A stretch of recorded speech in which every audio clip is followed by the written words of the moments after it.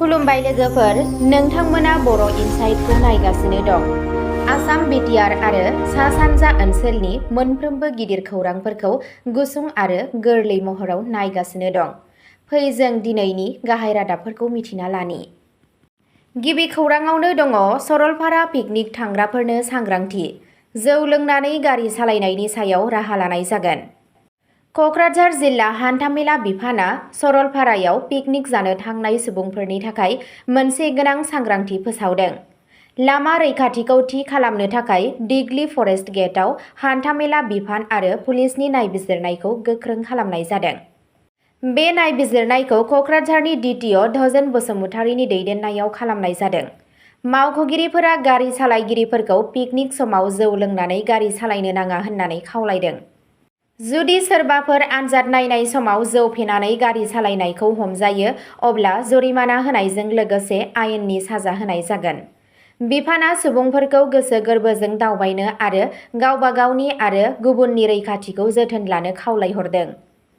नैथि खौराङाव दङ हाग्रामा महिलारीआ 80थि उदांस्रि सान क'क्राझाराव बाहागो लादों। बिटिसिनि गाहाय हाग्रामा महिलारीआ 80थि उदांस्रि सान फालिथायाव बाहागो लायो। बे हाबाफारियाव हादोर अनफावरि आरो माहारियारि खौसेथिनि थाखाय बावनाय बायदि बायदि हाबाफारिफोरजों लोगोसे माहारियारि फिरफिलाखौ बिरहोनाय जादों। बे हाबाफारियावनो आबहावा रैखाथि होनाय आरो बिफां गायनायाव नाजानायनि थाखाय आबहावा मावथि जाहर भौमिकखौ मान बावनाय जायो। बे सन्मानखौ बिटिसिनि गाहाय हाग्रामा महिलारीआ होयो।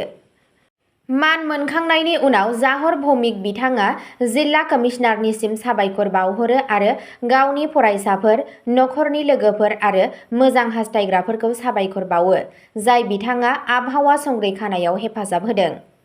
बे हाबाफारियाव बिफां गायनाय आरो आबहावा रैखाथिनि थाखाय समाजनि बाहागो लानायनि गोनांथिखौबो फोरमायदों।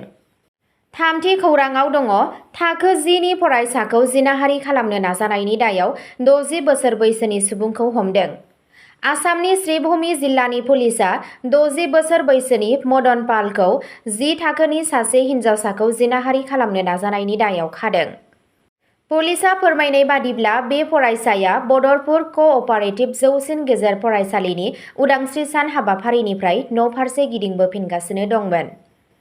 अजद होनाय बादिब्ला बदरपुर रेल टाउननि साखाथियाव दायनिगिरिया बिखौ होबथादों आरो जर-जुलुम खालामनानै गावनि न'सिम लानानै थांदों। नखरनि अजदआव बुंनाय जादों दि दायनिगिरिया हिन्जावसाखौ मोनसे खथायाव जोबथेनानै जिनाहारि खालामनो नाजादोंमोन। फरायसाया हेंथा होदोंमोन, दायनिगिरिनि आखाइखौ सौदोंमोन आरो खिरखिजों खारखोमानो हादों। बेनि उनाव नखरनि सुबुंफोरा बदरपुर पुलिस थानायाव अजद होयो। पुलिसआ मदन पालखौ हमनानै नायबिजिरनायखौ जागायदों। अजद दैखांनायाव बेखौबो दाबि खालामनाय जादों दि माखासे आइजोफोरा सिगांबो दायनिगिरिफोरनि हेंथायै अजद होदों। ब्रैथि खौराङाव दङ लाइभ ब्रडकास्टनि समाव सीएम शर्मा गिबि मन्थ्रिखौ बुथारनायनि हुमखि होदों।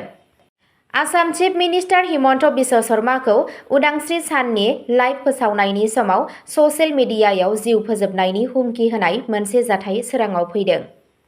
रिपर्टनि बादिब्ला आब्दुल मुतालेब मुंनि सासे फेसबुक बाहायगिरिया लाइभ ब्रडकास्टनि समाव अजद गोनां बिबुंथि होदों।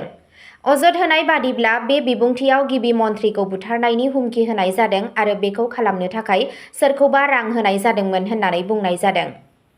बे अजद होनाय बिबुंथियाव भारत बेरेखा आरो पाकिस्तान मददारि स्ल'गानफोरखौबो सोफादेरनाय जादों होननानै बुंनाय जादों। बे जाथाया सोराङाव फैनायनि उनाव रैखाथि एजेन्सिफोरा नायबिजिरनायखौ जागायो। मावख'गिरिफोरा अजद होनाय फेसबुक एकाउन्टनि खामानिफोर आरो गुबुन थानाय खारिथिफोरखौ नायबिजिरगासिनो दं, जाहाथे खैफोदआ बेसेबां गिथावना आरो बेनि आन्दोआव सोर दं बेखौ मिथिनो हायो। दानिया जों केसनि सायाव आरोबाव मावख'आरि आपडेटफोरखौ नेगासिनो दं। बाथि खौराङाव दङ दिनै LPG EKYC नि जोबथा सम, 16 आगस्तनि गेजेराव आधार भेरिफिकेसन खालामथारनांगोन। LPG बाहायगिरिफोरनि थाखाय गिदिर खौरां, नखरारि LPG नि थाखाय आधारनि बिथायारि EKYC नि जोबथा सिमाया दिनै 16 आगस्त 2020 सिम। बेनि ओंथिया बेनो दि जायफोरा दासिमबो EKYC खौ खालामाखै बिसोरहा समा जोबोद खम दंबावो। EKYC नि थांखिया नंगुबै LPG बाहायगिरिफोरखौ सिनायथिनाय आरो डुप्लिकेट एबा थगायसुला फोनांजाबनायखौ होबथानाय। खौरां मोननाय बादिब्ला जायफोर बायग्राफोरा भेरिफिकेसनखौ आबुं खालामाखै बिसोरनि साबसिडिनि LPG रिफिलनि थाखाय उदायथि गोहोम गोग्लैनो हागौ आरो साबसिडि गैयै बेसेनाव सिलिन्डार बायनो गोनां जानो हागौ। EKYC खौ बेसेन होनाङाजासे खालामनो हागोन। नोंथाङा गावनि LPG सिबिथाय होग्रानि मावख'आरि मबाइल एपनि गेजेरजों आधार मोखां फोरमान खालामनो हागोन।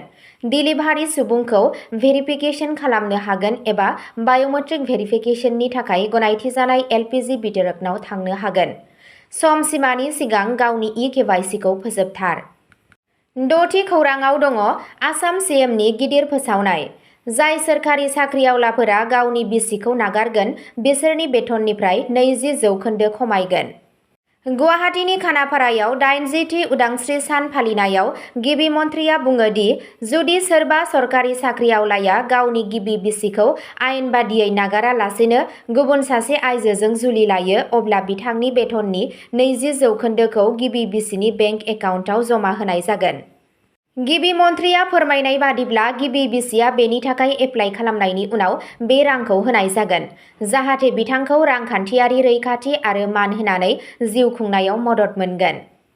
बिथाङा बेखौबो फोरमायो दि सरकारा गावारि खोन्दोनि मावथिफोरनोबो बेबादिनो रैखाथि होनो थाखाय मोनसे आयेन लाबोनो सानगासिनो दं। नाथाय बेयो दासिमनि थाखाय मोनसे प्रस्ताबसो, मावफुंजानाय नेम नङा। 7थि खौराङाव दङ 2028 मायथाइयाव CM शर्माया सुकाफानि 800 बोसोर फालिगोन। गिबि मन्थ्रिया रायजोनाङै गेदेर हाबाफारिखौ फोसावो।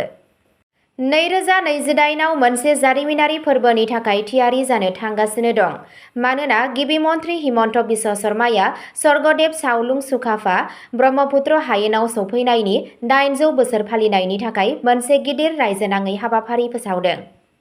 आहम साम्रायजोखौ गायसनग्रा सुकाफाया 1228 मायथाइयाव ब्रह्मपुत्र सेरफाङाव हाबफैयो आरो ओरैबायदि मोनसे रायजोखौ गायसनदों जाय 6 जौथाइसिम आसामनि राजखान्थि, हारिमु आरो समाजखौ गोहोम खोख्लैदों। गिबि मन्थ्रि बिथाङा बुङो दि आसामनि जारिमिनाव सुकाफानि मोनसे जर'खा आरो अरायथा जायगा दं।